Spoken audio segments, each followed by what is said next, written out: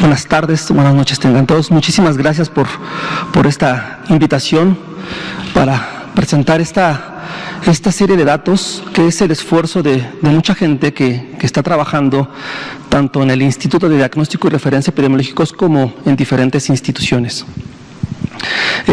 Quisiera presentar una serie de datos que tienen que ver con secuenciación genética, secuenciación en este caso genómica, del virus SARS-CoV-2, que es el responsable de la pandemia de COVID-19. Quisiera comenzar introduciendo un poco para poder hablar homogéneamente de este tema que es la secuenciación. Y antes que nada quisiera presentarles este esquema. Este es un esquema de un coronavirus, específicamente es una representación esquemática donde si pudiéramos tener este virus y partirlo por la mitad, en el interior tendríamos el material genético, en este caso tendríamos el núcleo de este virus.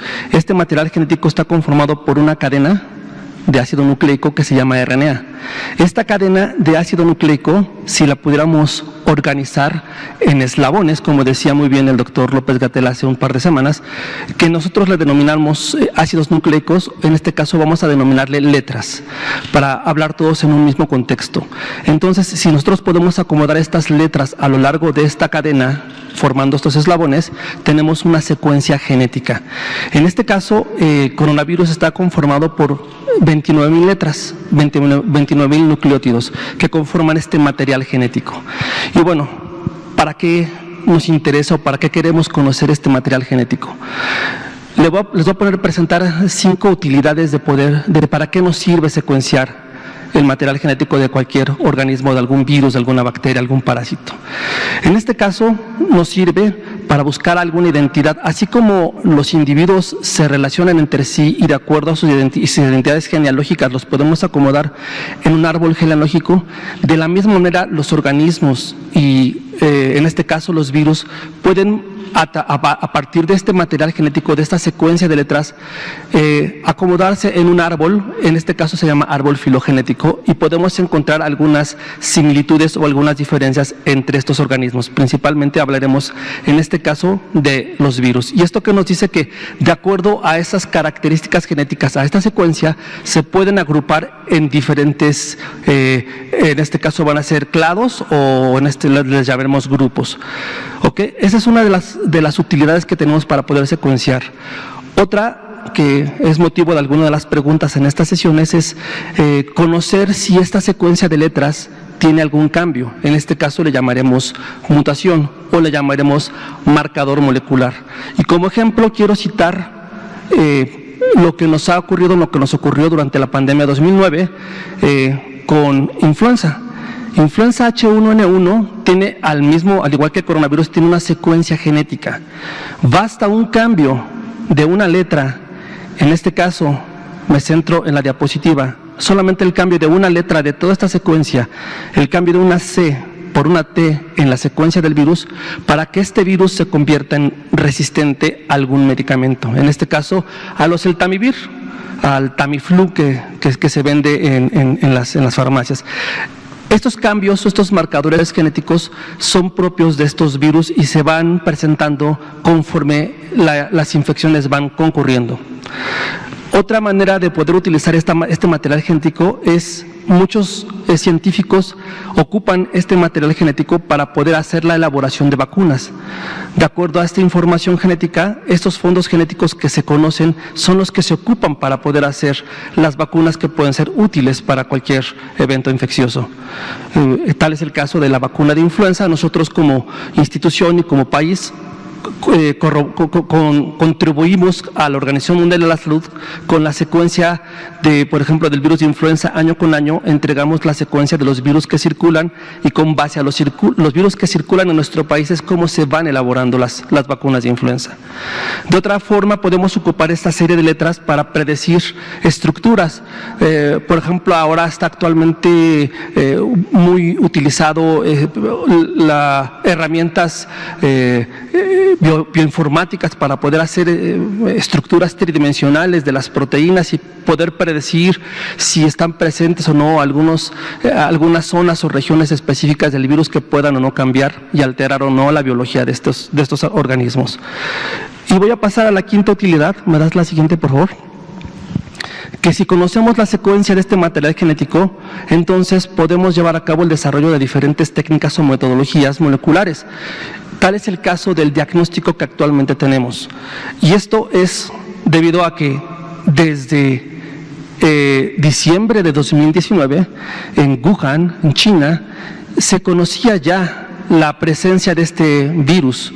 Y fue exactamente el 5 de enero cuando científicos de este país ya podían haber obtenido la secuencia de este microorganismo que es SARS-CoV-2. En aquel entonces le llamaban beta coronavirus humano, ahora se le llama SARS-CoV-2. Y bueno, esta secuencia quedó disponible y pública a partir del 12 de enero. Se colocan en depósitos públicos. En este caso es una plataforma que se llama GISAID. En esa plataforma se suben las secuencias y una vez que están disponibles, cualquier persona del ámbito científico puede hacer uso de esta información genética. Tal fue el caso de la Universidad de Charité, donde se desarrolló el primer método diagnóstico, que fue el conocido como Protocolo de Berlín, que se estableció prácticamente por todo el mundo este diagnóstico a partir de ya la secuencia conocida. Nosotros en la institución, a partir de esta misma secuencia ya conocida y compartida por los chinos, desarrollamos un diagnóstico inicialmente y lo tuvimos listo desde el 17 de enero ya en la institución para poder contribuir al diagnóstico molecular de este virus ya para nuestro país. Así como nos preparamos como institución para poder llevar a cabo el desarrollo de estos métodos de diagnóstico, también nos empezamos a preparar para que en cuanto llegara la primera cepa y se introdujera la primera cepa a nuestro país, tuviéramos la capacidad para poder obtener la secuencia, así como lo hicieron los chinos, tener nosotros la misma capacidad. ¿Me das la siguiente, por favor? De tal forma que nos organizamos diferentes institutos, incluyendo el INDRE, como el INER, Nutrición, la UNAM, el IMSS. Nos juntamos diferentes personas para poder llevar a cabo una estrategia de cuando llegara el primer virus, cómo poder secuenciarlo. Cuestiones técnicas y cuestiones completamente de laboratorio. Hicimos un par de pilotos para poder obtener la secuencia y justamente el día 27 de febrero, que fue cuando ingresó la primera muestra, nosotros ya estábamos listos en el laboratorio para tanto hacer el diagnóstico molecular y al mismo tiempo empezar a establecer la obtención del genoma. Entonces fue cuando en poco más de 4 días aproximadamente obtuvimos la secuencia de este primer aislamiento, de esta primera cepa viral que se introdujo en nuestro país. Al igual que los científicos chinos, tenemos la obligación de compartir esta secuencia y de inmediato la depositamos en el mismo sitio donde se depositan todas las secuencias, que es el GISAID. Desde ese entonces, desde el 1 de marzo, está disponible esta secuencia en esta base de datos. Y bueno, retomando un poco la parte introductoria que les hablaba de las asociaciones filogenéticas y de estos árboles filogenéticos, ¿me das la siguiente, por favor? Hicimos un primer análisis para corroborar de dónde provenía esta secuencia, a quién se parecía. Y por medio de estas asociaciones filogenéticas nos dimos cuenta que aquí en esta parte está ubicada la secuencia del 27 de febrero de México y se agrupaba específicamente con secuencias europeas, principalmente con secuencias provenientes de Italia. Entonces, si nosotros hacemos una remembranza de los datos clínicos del paciente que había viajado a Italia y conocemos la secuencia y hacemos un análisis filogenético, se agrupa, entonces esto nos hace sentido.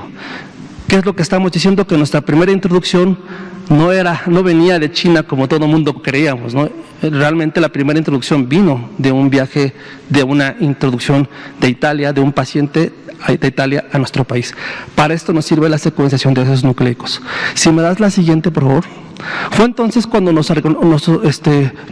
dimos a la tarea de ver cómo fue esa introducción y nos damos cuenta que de China la cepa primero hizo una escala en Europa, principalmente en países como Holanda, Italia, España. Ahí se empezó a dispersar este virus y posteriormente ingresó a nuestro país. ¿Ok? Esta fue la primera introducción. Si me das la siguiente. Fue entonces cuando nos empezamos a organizar diferentes institutos y dijimos, bueno, si ya se introdujo la primera, si me das la siguiente, por favor. Ahora vamos a ver cómo podemos ver de dónde o de qué lugares pudieran estar introduciéndose más cepas. Y fue durante los primeros 15 días de la pandemia. Fue en esta región, los primeros del 27 de febrero al 15 de marzo, lo que hicimos fue colectar las muestras que tuviéramos disponibles en ese momento, con unos valores de carga viral adecuados para obtener la secuencia. Obtuvimos de 33 muestras que seleccionamos, obtuvimos la secuencia de 17 genomas. Y con eso fue suficiente para darnos cuenta que estábamos teniendo dos vías de introducción a nuestro país, no solo por Europa, era por Europa y también por Estados Unidos. Y esto es tanto por los datos clínicos como por las asociaciones filogenéticas que les he venido comentando con estos árboles que se realizan. Si me das la siguiente, por favor. Fue entonces que hicimos el mismo mapa para esquematizar cómo eran nuestras introducciones. Podían ser que los pacientes, que las personas pudieran bajar de China a Estados Unidos y después de Estados Unidos a México. Puede ser que pudieran volar directamente a México o pudiéramos tener una introducción a partir de Europa.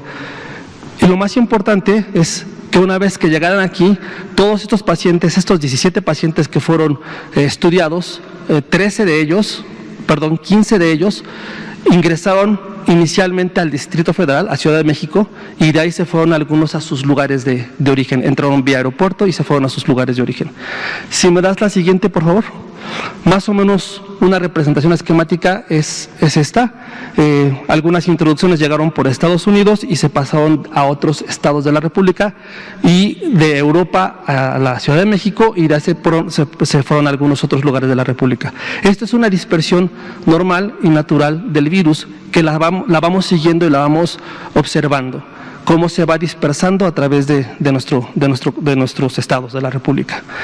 Bueno, una vez que vimos ya las introducciones, fue ahora entonces que empezamos a ver, junto con algunos otros ya países, empezar a montar algunas estrategias de vigilancia genómica o de vigilancia genética. Fue entonces, la siguiente, que empezamos a observar cómo se podría comportar este virus. Entonces empezamos a hacer una cosa que se llama vigilancia genómica. ¿Qué cepas, qué linajes, qué clados, qué está circulando en nuestro país o qué se está presentando en nuestro país? Fue entonces que, a través también de un proyecto que estamos con la Organización Panamericana de la Salud en las Américas, empezamos a tratar de realizar esta vigilancia genómica. Para poder hablar un poquito de esta vigilancia genómica, ¿me das la siguiente, por favor? Les voy a presentar un par de gráficos solamente para contextualizar la nomenclatura y hablar un poco homogéneamente entre nosotros. Actualmente hay una clasificación de tipos de virus, todos coronavirus, todos SARS-CoV-2, de dos tipos. Hay una que se llama nomenclatura en clados y otra que es nomenclatura en linajes. La nomenclatura en clados, actualmente hay 6 clados circulando en todo el mundo. En cambio, la nomenclatura en linajes es un poco más compleja porque es un poco más fina. Intervienen muchos cambios nucleotídicos, muchos cambios de letras para poder darnos esta nomenclatura. De tal forma que, por ejemplo, acá hay 5 clados y acá solamente de un linaje se dividen en linaje B, linaje B.1, linaje B.1.1, linaje B.1.1.1, etcétera. Entonces tenemos una gran cantidad de linajes. No quisiera que esto nos causara confusión, y por lo tanto vamos a dedicarnos un poquito más a trabajarlos a nivel de clados, que para facilidad le llamaremos ahora grupos. ¿Ok? Entonces, si me das la siguiente, por favor. ¿Qué fue lo que hicimos entonces? Fue recuperar estas 17 primeras secuencias donde está incluida la primera introducción, empezar a secuenciar genomas de diferentes lugares de nuestra república, de diferentes estados. Llevamos un total de 70. Algunas otras instituciones como el INMEGEN, que incluso ya secuenció y están sus secuencias depositadas en el banco de genes de manera libre, y incluso el estado de San Diego en Estados Unidos está haciendo secuencias de algunas cepas mexicanas, ¿no? Y últimamente, justamente hoy terminamos por analizar las últimas 70 secuencias en un estudio que tenemos de revisar si las mutaciones tienen algo que ver con las comorbilidades. Un estudio que estamos en este momento analizando y realizando, y bueno, en cuanto tengamos datos específicos de la relación que hay entre las mutaciones y las comorbilidades de las cepas mexicanas, con gusto les haremos llegar estas informaciones. Ahorita les hablaré de la distribución de los diferentes clados. Bueno, nuestro universo entonces fue conformado por 217 secuencias de genomas completos de estos virus. De estas están disponibles en la página de GSAID, que es esta. Tenemos disponibles 123, el resto en esta semana estarán disponibles porque las tenemos que estar subiendo o depositando en esta plataforma pública. Si me das la siguiente, por favor. Y bueno, les he estado hablando de árboles filogenéticos, etcétera. Y esta es la distribución de todas los puntos rojos son nuestras secuencias, las secuencias de México, y los puntos grises son las secuencias del resto del mundo, muchas de ellas. Simplemente quiero resumir que existen 1, 2, 3, 4 y el de abajo 5 grupos diferentes circulando en nuestro país o presentándose en nuestro país. ¿Ok? Para hacer esto un poquito más esquemático, ¿me das la siguiente, por favor? Trataré de representarlo en una tabla y ponerle un color específico a cada una de estas especies diferentes de virus. Todas son SARS-CoV-2. Y como nos damos cuenta, los dos primeros colores, que son los grupos S y L, fueron los primeros grupos que empezaron a circular incluso en China y en algunas partes de Europa. Pero de estos grupos, pocos se han presentado en nuestro país y se presentaron muy al inicio de la pandemia. Posteriormente empezamos a observar los grupos G, GH y GR, y toda la distribución de la nomenclatura de los linajes está abajo, para que vean lo complejo que es llevar a cabo esta nomenclatura y esta distribución. A mí lo que me gustaría que nos quedáramos un poquito con esto es que tenemos más colores azules que amarillos y verdes de este lado. Ok, eso lo vamos a ver ahorita, por favor, ¿me das la siguiente? Ya un poco más con los números cerrados, tenemos de estos 5 grupos que están presentes en nuestro país, el que más se presenta es el grupo G. Perdón, si me das la anterior, por favor. Olvidé mencionar que tenemos cubierto prácticamente todos los estados de la República, cuando menos con un par de secuencias de cada uno de estos estados. Lo que quisimos es ver cómo se empezaban a presentar o a distribuir en el país. Omití decir esto, perdón. Están prácticamente todos los estados de la República. Acá están. Hemos encontrado estos 5 grupos y hemos encontrado al interior de estos grupos cerca de 17 linajes. De estos de los famosos pangolines, que es B.1, .2 y .19, etcétera. Si me das la siguiente, por favor, ahora sí. Ya esquematizando todo esto en resumen, podemos observar que el principal grupo que está circulando en nuestro país son estos que son G, GH y GR. Principalmente son los que están circulando mayormente en nuestro país. Y esto coincide específicamente con lo que también circula en Estados Unidos y con lo que también circula en las Américas, en todo lo que es Sur y Centro y Sudamérica. Hay algunos ya reportes de algunos países como Panamá, como Chile, como Brasil, que están trabajando también fuertemente en la distribución de estos grupos y han reportado justamente la circulación de estos grupos. Y como les mencionaba, los encontramos todos al principio en marzo, pero conforme ha avanzado la pandemia, solamente hemos encontrado prácticamente al final estos 5 clados, estos 3 grupos, que es G, GH y GR.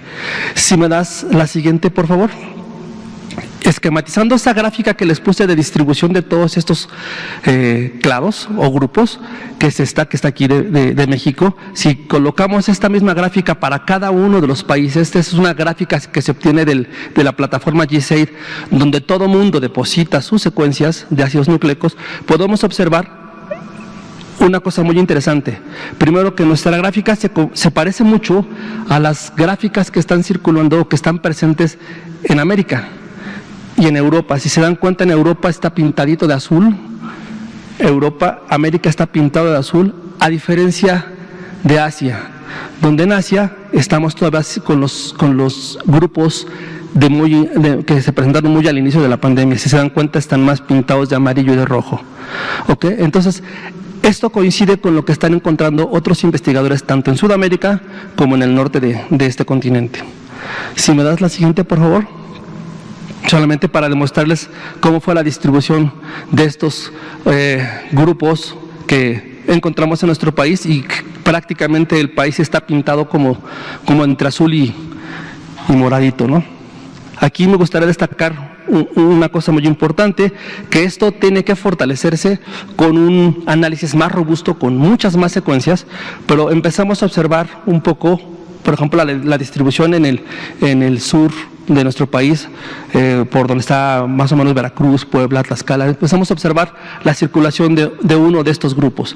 Entonces, así es como empezamos a analizar estas secuencias, y nos sirve para observar estas distribuciones a nivel nacional. Si me das la siguiente, por favor. Ya para terminar y comentar con ustedes qué hemos concluido. Primero, que no solo obtuvimos la primera secuencia y fue algo que pudimos compartir, sino también como conclusión podemos decir que tanto en el instituto como en otros institutos tenemos las capacidades para poder llevar a cabo la obtención de estas secuencias, de estos genomas. Como ya les comenté en resumen, tenemos la presencia de 5 grupos y 17 linajes en nuestro país. Los grupos S y L, que son más los grupos asiáticos, solo se presentaron prácticamente al inicio de la pandemia y ya no se han presentado, o se han presentado de una manera muy poquita en nuestro país. También tenemos, como les mencioné, predomina los grupos G, GH y GR, que esto coincide con lo que vimos en los gráficos, que coincide con lo que se presenta en América y en Europa, y la presencia de estos linajes mayormente en América, que son estos B.1 y bueno, todos los que están aquí. Y bueno, una de las conclusiones también muy importantes es que este tipo de datos es una aportación que estamos haciendo no solo para nuestro país, estamos aportando información de calidad a nivel internacional, a nivel mundial, porque todas estas secuencias que quedan depositadas en fuentes públicas son consultadas por diferentes investigadores, y ellos pueden hacer sus estudios y sus análisis y empezar a observar cómo ocurren estas dispersiones y cómo ocurren este movimiento de estas cepas, de estos clados. Quisiera comentarles, ya para concluir, que estamos trabajando fuertemente con los institutos que les mencioné al principio. Como les mencionaba, tenemos 70 genomas ya ensamblados y estamos viendo si existiera alguna relación entre la severidad, que déjenme comentarles que a nivel internacional hasta el momento no se ha reportado que exista una mutación o algún marcador molecular que esté asociado con severidad. ¿Cierto? No se ha logrado demostrar eso. Sin embargo, bueno, nosotros también tenemos que presentar lo que ocurre en México, y hasta el momento hemos encontrado que no estamos viendo. Sin embargo, este resultado lo tendremos posteriormente también.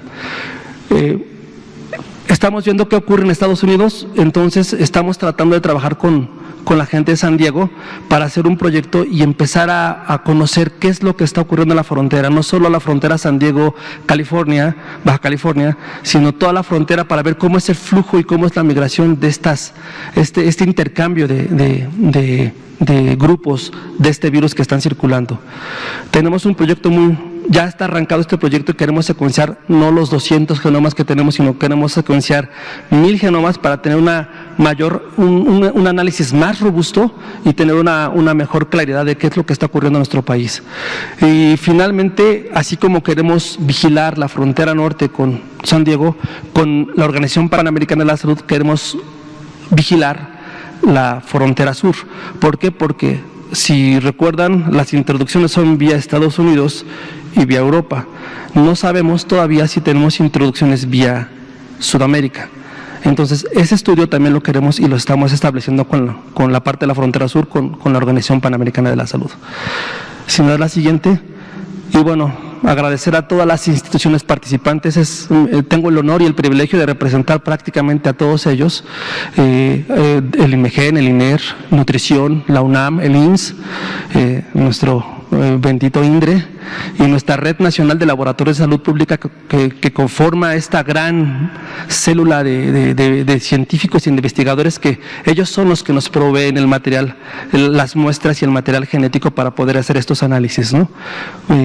Un agradecimiento a la unidad que tan gustosamente me ha tocado dirigir en estos últimos años, y bueno, unas pequeñas fotografías de la cantidad de personas que están trabajando no solo en la caracterización genética, sino en el diagnóstico, en buscar evaluaciones técnicas de los estuches comerciales que están. Hay muchas personas que están trabajando atrás de esto. Y bueno, pues mi agradecimiento para todos ellos y para el doctor Gatell, para el doctor Lomira por la invitación a esta ponencia. Muchas gracias.